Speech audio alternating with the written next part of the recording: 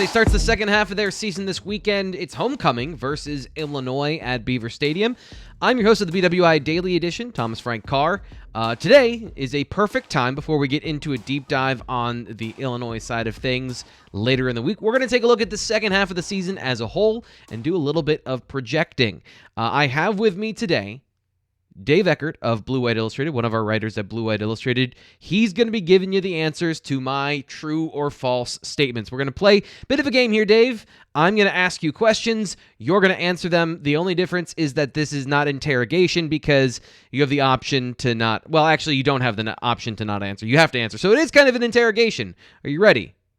Yeah, I am. I've got my crystal ball out. I'm ready to not go 1-0 this week.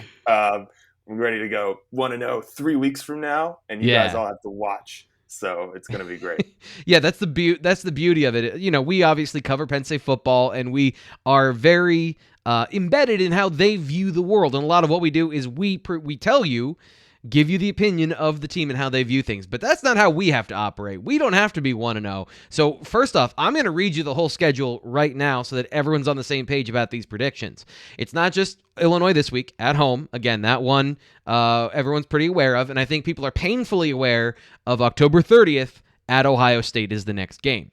After that, it's at Maryland, then home versus Michigan, then home versus Rutgers, and they end the season fighting for that beautiful land-grant trophy that is 400 pounds at Michigan State in East Lansing. So that is your schedule.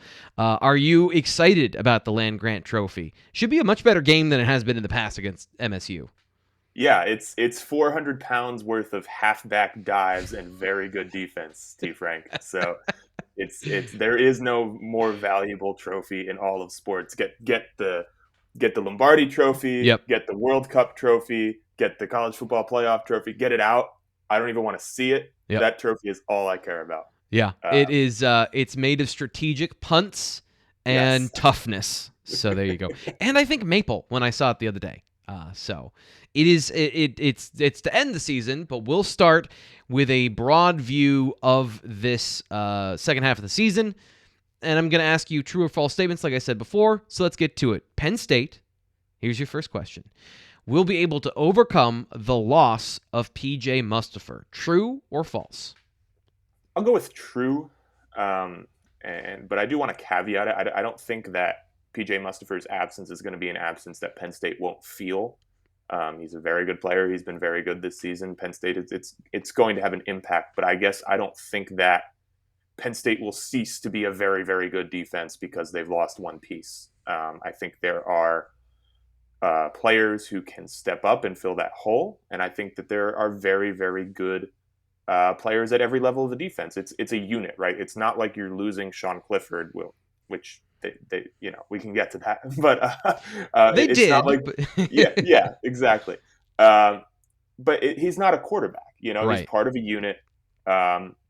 A unit that has very, very good pieces to compensate for his absence. So I think they'll still be a very good defense. They'll feel his absence, but they'll still be really good. Who's the guy that you think is going to step up in that role of a very thin, very young defensive tackle rotation behind PJ Mustihper and Derek Tangelo? Who is the guy that you're looking at that is going to have to play more snaps and play better than they have in the first half for that to be true?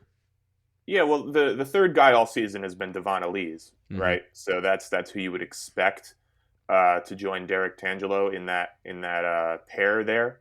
And he's played some meaningful snaps, right? He's not just playing in garbage time.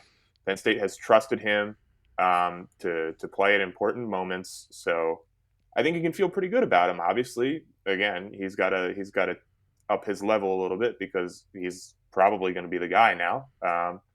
But yeah, I think you can feel all right about him. He's not PJ Mustihper, but he's a talented young guy who's gotten some experience this season. So I guess when you're talking about depth, that's a pretty good option, I think.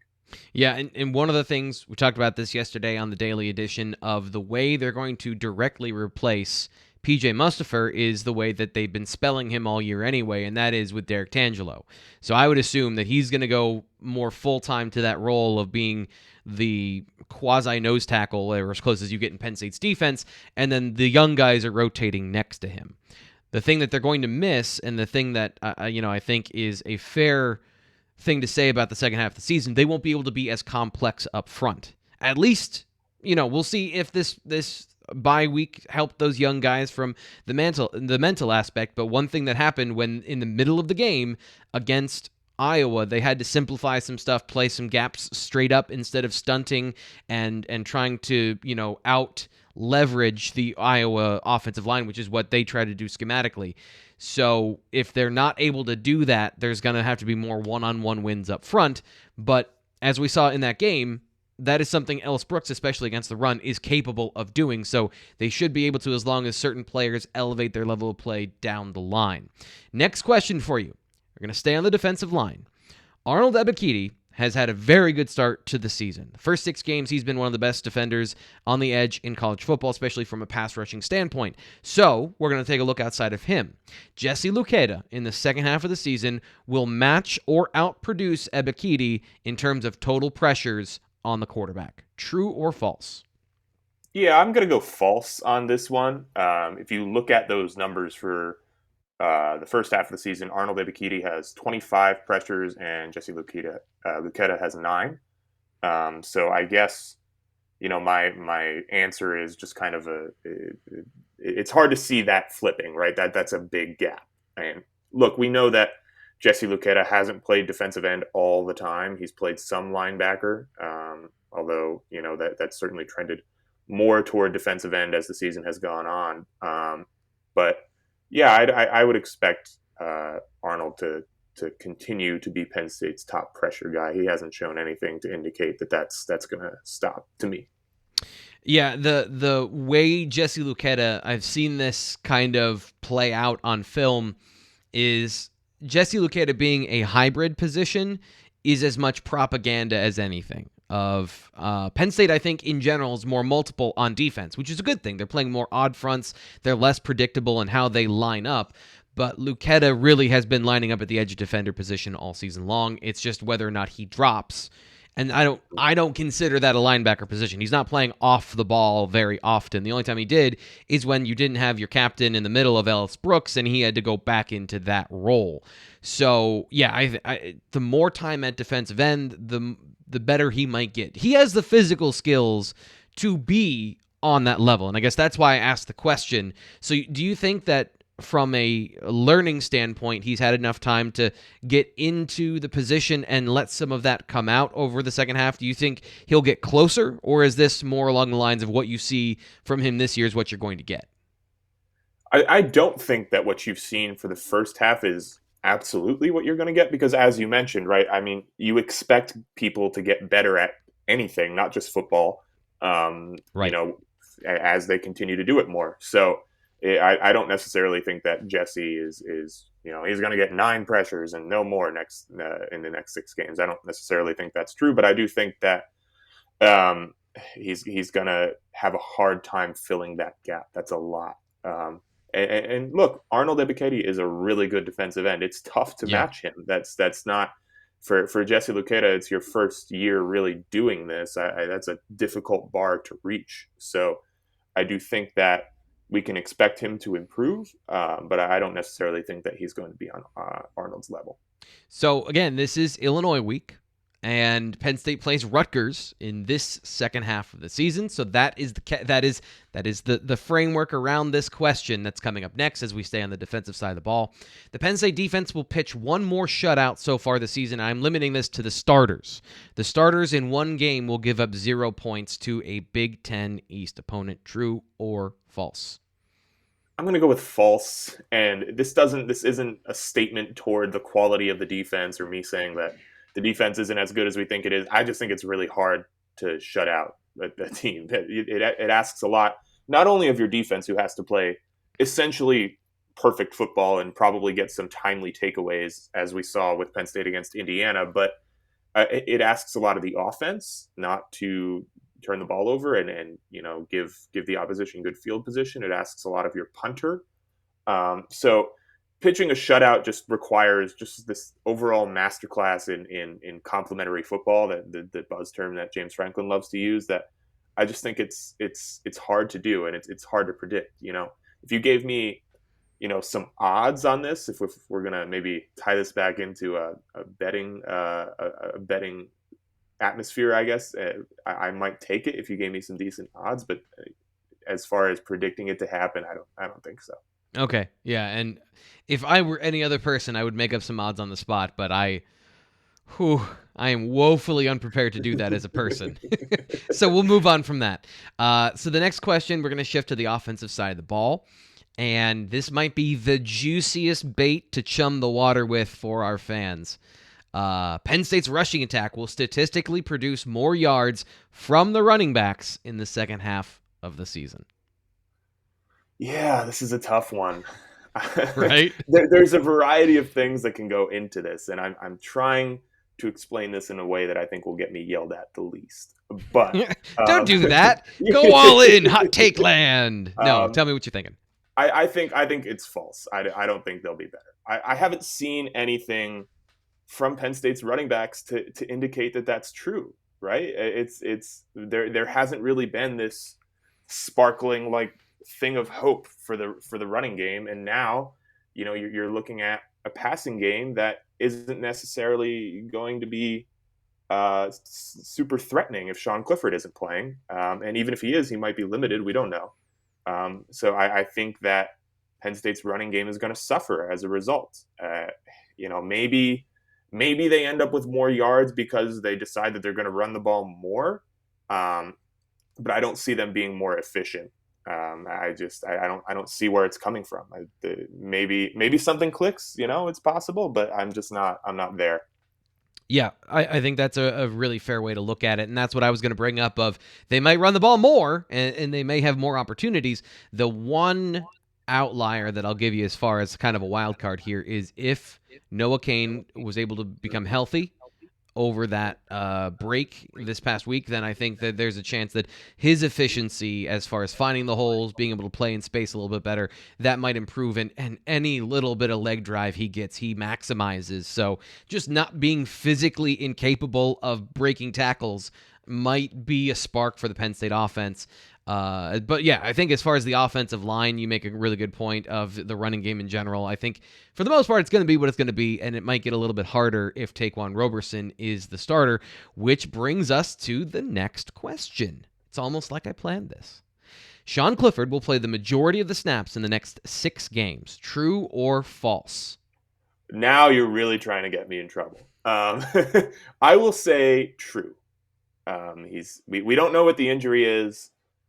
This is not coming from any, inside information. It's just a guess, but I will go with true because he's had a bye week. I guess it's hard for me to see him missing 3 more games. Maybe he will. I don't know. I'm not privy to what's going on with him. But my guess is that he will play the majority of the snaps. Yeah, and you and I are in the same boat. We're just going to go ahead and, because we can go 1-0 and we can speculate if we want to, I'm going to go ahead and do that. We have never seen Sean Clifford in a sling at any point, so we know reasonably at this point that it probably wasn't a shoulder injury. I've been speculating that it's a rib injury. James Franklin said it's an injury that players of that position deal with on a regular basis. Now, separated shoulder can be that thing. Baker Mayfield's dealing with that currently. So it doesn't preclude that.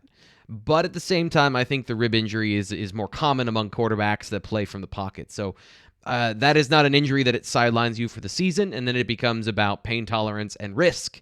And for Sean Clifford, both of those, he is going to err, if it's his decision, on the side of playing. So as long as the doctors in this speculation are okay with that happening, I think that that's a fair assumption to say that he'll play the majority of the snaps over the next 6 games. Now here we're gonna thread this needle a little bit.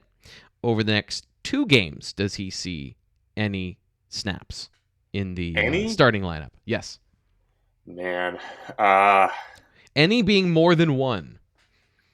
I'll go with yes. Again, okay. It's just a guess. Remember, this is a guy who he's a fierce competitor. He once broke his hand because he punched something after not hitting a weight like a weightlifting benchmark that he wanted to hit. I think that was his freshman year, maybe his redshirt freshman year. So this is a really intense guy. If he can be out there, I think he will be. So we'll see. Yeah, But I'm really putting you on the spot today. I'm putting you in some tough situations. And you know what? Speaking of improving throughout the season, you're doing a phenomenal job, man. You are dancing like an expert around my questions. Next up, we have, leading off those previous two questions, Jahan Dotson will go over 100 yards receiving in more than 3 games to end the season. So in more than half the games, he'll reach 100 yards as a threshold. True or false? Yeah, I have no real reason to dance here. I'll go with true. I just think he's really good. I believe in his talent. If Sean Clifford isn't playing, then maybe we reevaluate this one, because again, that's going to impact his ability to to make catches and just be a receiver, obviously. But yeah, I think he will. I just think he's really good. I think he's Penn State's best player on offense. I think they need to get him the ball. Even if Taquan Roberson is the quarterback, I think he's going to be more equipped to get him the ball than he was in the second half against Iowa when Dotson wasn't really a factor. Yeah. I really like Jahan Dotson. It's hard for me not to bet on his talent. My only concern is that even with Sean Clifford in the lineup, it only happened twice in the first half of the season, and part of that, and this is what I said in the show yesterday, is that teams are scheming to take him away. And if you want to take away one player, as good as they can be, you can do that. So that would be the concern. And then I think the short game is not the issue. He has been the Penn State rushing attack as much as anybody else, as much as Sean Clifford has been. So it's those deep balls. And that is a hard thing to make sure that you're able to do that. But as long as the offense is operating, and if we think Sean Clifford is going to go and play the majority of the snaps in the second half of the season, I think there's enough games where you can get over that to 4 games over 100 yards. And that will help, especially, knowing what his profile is, his draft stock, all of those things, postseason awards. People look at stats. And if he finishes strong in the second half of the season, regardless of the reason why, whether or not it was his fault to begin with or not, that's going to play a factor in, which is one of the reasons I wanted to bring this up, because if that's one of the reasons Jahan Dotson is not seen as one of the best receivers in college football, we have some indications as to why, because people, when they don't watch film, they just look at stats. Next thing. Considering everything we just talked about, some more broad true or false questions. Penn State will match their 5-1 record to start that they had to the start of the season in the second half. True or false? I'm going to go with false. Ooh. Yeah, I know. I'm asking for it today. I don't think they're winning in Columbus. I don't think they're winning in Columbus with Taquan Roberson. With a limited Sean Clifford, I think that might be difficult. And with a full-strength Sean Clifford, I think that's difficult. Ohio State has figured it out a little bit here. I think I just don't think that's happening. And then you look at the other games. You've got Michigan State on the road. You've got Michigan at home. Maryland on the road. You expect to beat Rutgers at home. Illinois, I think, is kind of as close to a cakewalk as you get in the Big Ten. Yeah. But again, it's just tough because I have a hard time just thinking, again, hedging my bets a little bit with Sean Clifford. It's just tough to predict another 5-1 stretch, considering the opponents that are on their schedule. Yeah. But certainly I wouldn't be surprised. I just don't necessarily think it's the most likely outcome. Michigan's defense, to me, is the deciding factor. Michigan's defense and Michigan State's explosiveness in the rushing game, where they have some legitimate speed weapons at Michigan State. At least from what I've seen, I haven't done a deep dive there, but those two teams to me are the coin flips. I think as good as Talia Tagovailoa can be, I don't know that team in general is going to be one that can beat Penn State, especially if they keep blitzing and trying to play man coverage. I don't know that that's going to work against Penn State, especially if, we both are reasonably assuming Sean Clifford is going to be back by that point. Mm-hmm. So it really comes down to those two games, and Michigan's defense is very good. So that would be what I'd be looking at as far as one of the reasons they don't. But it might be 4-2, and that's a pretty good stretch too, considering you did some of that without your starting quarterback. It could And also be 6-0. That's yeah. not matching 5-1. So there you go, Penn State fans. Don't yell at me. I could also be predicting that. Uh, Well, okay, so as here's another question. If Penn State had caught Ohio State early in the season, do you think that it's a disadvantage in that sense of maybe Penn State had a closer gap early when they were playing well, and Michigan and Ohio State was kind of figuring things out, especially on the defensive side, or is it the familiarity between the two would negate that? I don't know. I definitely believe in momentum. I know that's a thing that people who analyze the game with numbers and people who are really into just and hardcore factual analysis. I don't think that's a thing that they like to acknowledge, but I definitely believe in that. So if you're Penn State and you're 5-0 and you're going into Ohio State and you're playing, a Buckeyes team that lost to Oregon, that hadn't looked great in a couple of their other games, I definitely think that you're in better shape than you are after you've lost the game, especially considering you don't know your quarterback situation. And Ohio State has started to roll. I do think that momentum matters, especially in college football, where these are all young men who have to have their confidence massaged in a sense. So I think that matters. So yeah, I do think when that game takes place, or hypothetically, if it took place earlier in the season, I think that's something that would have had an impact. Yeah. So let's take a look at. I'm done. You're not on the hot seat anymore. We're going to take you off the hot seat. We're going to have some more open-ended questions here for the second half of the show. Before that, though, visit BlueWhiteIllustrated.com for the latest Penn State football and recruiting news. Join us inside the Lions Den Premium Forum for more insider info as well, which some of the topics we didn't get to today, maybe you can find there. So. The October issue also out. Newsstands features Penn State's Freaks List. And if you're listening on the podcast, I just did a bunch of side eyes. So, the topic we might be talking about, if you're listening on the podcast, you might want to go to the premium forum to find some information about some of the machinations outside of the football field. Am I being subtle enough, Dave? I think you're nailing it. Okay. Your foot is firmly on the line. Okay. Also, the October issue on newsstands featuring Penn State's Freaks List and other exclusive content. Learn more at BlueWhiteOnline.com or by calling customer service 800-421-7751. And if you want to see more ridiculous side-eyed gags that I do here on YouTube with Dave and Greg and Nate and everybody else that comes on the show, make sure you subscribe to our YouTube page, youtube.com/BlueWhiteIllustrated. Who doesn't want to look at my terrible hairdos that I have at least twice a week here on the show? So subscribe to our YouTube channel. I'm doing a great job of selling this, Dave. I think your hair is fantastic, T. Frank. We talked about this before. Here's the thing. If you have curly hair, people just immediately assume you're sloppy. Like, there's nothing you can do about it. I have curly hair. But it's the number one comment I get of, like, you didn't comb your hair? And I'm like, this is what it looks like. This is it. Like, there's variations of this. I just try to pile all of it on top of my head while I still have it, and then we go from there. But it is. I have to laugh that some people are like, you didn't get prepared to be on camera. I'm like, I sometimes, if you are on camera, I put makeup on if I need to.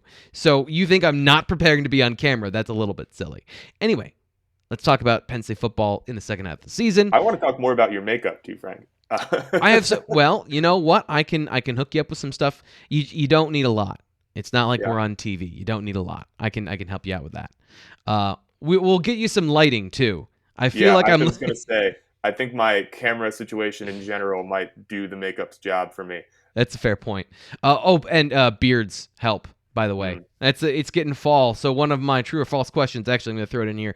David Eckert, we will see the beard back on Dave's face by the end of the football season. Are you a fall beard guy? So here's my thing. As my hair gets longer, right, I have to get rid of the beard, because the longer my hair looks, it just looks outrageous with the beard. Okay. Short hair, beard works. Long hair, beard doesn't work. So I'm like, I actually just got rid of it this morning. Okay. I'm about halfway between haircuts right now. So it's not really a long, it's not really like a season thing. Mm-hmm. But I will go true. You will see the beard back. See, we're talking about male grooming on the show today, and we haven't even mentioned Manscaped, which, by the way, we're going to be getting to a little bit later this week. So just stay tuned for that. Our questions with Dave Eckert, second half of the season predictions here on the Blue White Illustrated YouTube show. How close does Penn State get to the top 4 of the college football playoff when everything is said and done? I think they're in the top 10. I think they're in a New Year's Six bowl. I don't know about they might be on the I guess just the Ohio State game being 2 weeks from now. If they lose that game, it's kind of difficult to see them truly contending because they're a 2-loss team. They're probably not going to make their conference championship game unless Ohio State explodes. So if they lose that game, I think that dream is kind of done. But I do think toward the end of the season they'll be in the top 10. So I guess my thought behind this question is, let's say things go according to the realistic but positive outcome. So Penn State lost versus Iowa. They lost their quarterback in that game. And the College Football Playoff Committee, from what they say, doesn't take just win and loss record into account. They look at the whole picture. And then they play Ohio State traditionally close like they do, but they lose, even if in that game it's 30-20 or something like that. And in the end, it looks comfortable, but it's closer the whole game.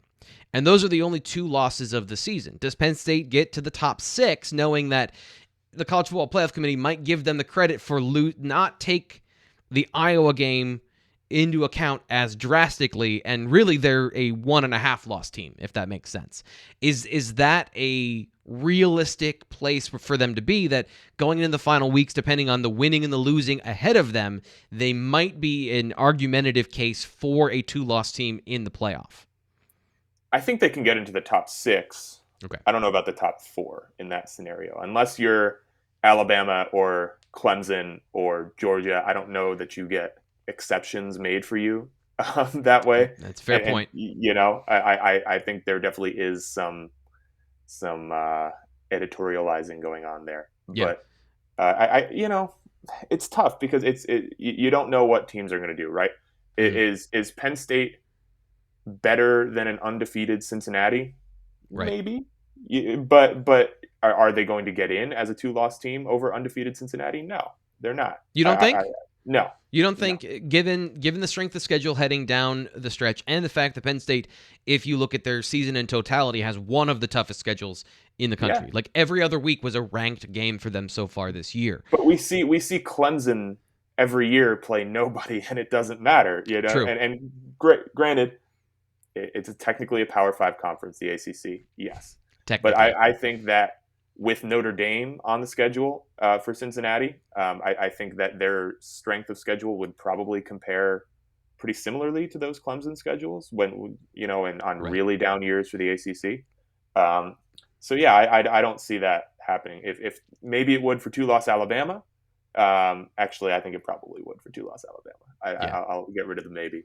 But we know that Penn State doesn't always get that benefit of the doubt. So because UCF had the similar situation, and they were frozen out of the playoff. I don't remember if there were any 2-loss teams. I don't think there were, but the point being that being undefeated and not being in the Power 5 doesn't have the same sort of cachet. But you're right. The Notre Dame win was pretty critical for them. Yeah. So next question: can this team go toe-to-toe with Ohio State? And let's assume, just for the theoretical part of this conversation, that Sean Clifford, even if in a limited capacity, is back for that game. Then, yeah, the answer is yes. They can play a competitive game in Columbus. Definitely. Absolutely. I would not expect them to get blown out. Whether they win that game, again, I don't really think they're going to win the game. I think their offense is one-dimensional. And I think that really good defenses with really, really good athletes all over the field can capitalize on that.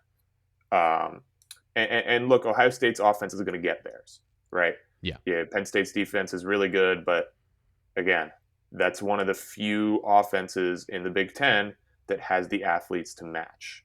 So, Chris Olave and that offense is Garrett Wilson. They're going to get theirs. They just are. You're not going to hold them to 14 points. So I have a hard time saying they'll win, but they can definitely go toe-to-toe. They can definitely make that a competitive game. They made it, a respectable outcome last season when they were awful. Yeah. Penn State plays Ohio State tough. So I would expect that to continue for sure. So let's look at two more facets of the second half of the season. And I want to ask you about the Penn State offense in general. You mentioned they're one-dimensional. If you could tweak or evolve Penn State's offense within the realms of what they're working with, not, again, magical fairy dust to fix something and make the offensive line bigger, faster, and stronger, but like if you could tweak or evolve something for Penn State after their self-scouting bye week, what would you do? Is there something that you've seen that you don't necessarily like, or something that you think they could do a little bit differently? Yeah, again, it's tough without knowing. I'm just going to operate under the assumption that Sean Clifford is going to play. I don't think that's necessarily a great assumption, but just for the sake of the experiment, we'll say that. I would just say that I might even just run the ball less because I just don't think it's working. I think you run the ball to the extent that you need to in order to ensure that there are spaces open for you to do other things. But other than that, I just don't know how much you do it because how often can you continue to pound the rock without the rock cracking? That might be what I would do. But especially in important games, because where you can't waste plays. So do what you need to do to set up the passing game. Other than that, I don't know if I would continue to go to the well. If there's one thing I would do, if it's in any third and short situation, you're bringing in your Wildcat quarterback. Because this is, and it's something I just thought of with you saying that about the running situation, is you do have to find a workaround. And I've never been a fan of Sean Clifford on QB draws up the middle on 3rd and 2 because it relies on your halfback to block. And anyone outside of Devin Ford has not been doing that very well. And when he has been, as much as it's been impressive, it has been against corners and slot corners. We're not talking about taking on a linebacker in the hole like a fullback. So if you're bringing in Tyler Warren into the backfield, and he is a legitimate threat to throw some simple routes, in 3rd and 2, I don't care where it is on the field, not just goal line, bring him on the field, see what happens. Because at this point, and I am not a fan of the Wildcat. I've never been a fan of this, but you do have an interesting wrinkle here with a guy that, I think it's a little bit overstated, but he was a high school quarterback. So it's not like you're working with, when it first started, you're not working with Ronnie Brown, who was a running back his entire life and never threw the ball at any point ever. So, I think that might be something that you can work with in those 3rd and short situations. But yeah, trying to continue to solve that problem, to me, is where you're going to get the efficiency in the run game so that you get more cracks at it with Sean Clifford in the passing game. I think we're in agreement there. Final question for you. What are the key factors for the second half of the season for Penn State football? And if you say Sean Clifford, I'm going to ask you for a second one. Health. I'll keep it more general. I think health on the defense, again, not Sean Clifford related, is a big one because it's not just PJ Mustihper. We're thinking about Jonathan Sutherland as well, and that group has played a ton of snaps. They have played some really physical games. I think their ability to, keep that up and just continue to play well despite having to be on the field a lot is really important. Outside of that, again, solving the short yardage situations on offense, whether it's with Tyler Warren, whether it's with actually figuring the running game out, whether it's with abandoning the running game in that situation, whether it's the tight ends getting more involved, which it might be something that we need to talk about because they haven't been very good. So about that, not to derail this with another question, because I promised you one more, but the tight end situation, is that a product of opportunity, or is that a product of they haven't been as advertised, so they're not getting those opportunities? I think they're struggling to run block. So I think that is just kind of out of the sphere of opportunity. But in the passing game, I mean, you saw Brenton Strange had two important drops. I think one of them might have been deflected against Iowa, but still, they haven't necessarily taken all of their chances. I think they need to be better. Maybe they need to get more involved, especially if, as you said, teams are starting to take away Jahan Dotson. Maybe they need to emerge as kind of that next weapon, and Mike Yurcich needs to get them involved a little bit more. But I also don't necessarily think that they've been great when they have gotten chances either. Yeah. I think that's been my problem, is that the chances are a part of it. The volume of chances. There have been times they've been open, but for the majority of the time, when they have been targeted, they have not gotten great separation. And that, to me, is, I think, a key thing about this group that you were expecting with the amount of athleticism that they have. And I guess that's always kind of the cautionary tale, right? Is that as athletic as you want to be, being able to play the sport, knowing the techniques of the position and executing those matter just as much, if not more, in the end as that does. Any final thoughts about the second half of the season or about Illinois? Do you want to talk a little bit about Illinois to wrap up the show? What have you seen so far this week that you're thinking about heading into James Franklin's press conferences this week and then the game proper on Saturday? I think they stink, T. Frank. I think they're really bad. That's why it's at the end of the show. I'll pull up just their total yardage stats, which should give us a nice indicator of just how awful they are. They are averaging 318.4 yards per game on offense, which is the second worst in the Big Ten, behind only Iowa. Which is hilarious. And then on defense, they're allowing the most yards per game in the Big Ten at 429.1.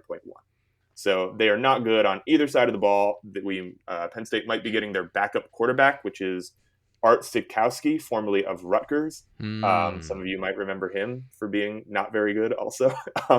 So I think this is a game that Penn State wins comfortably, whether Taquan Robeson is the quarterback or Sean Clifford is the quarterback or Tyler Warren is the quarterback, or whatever.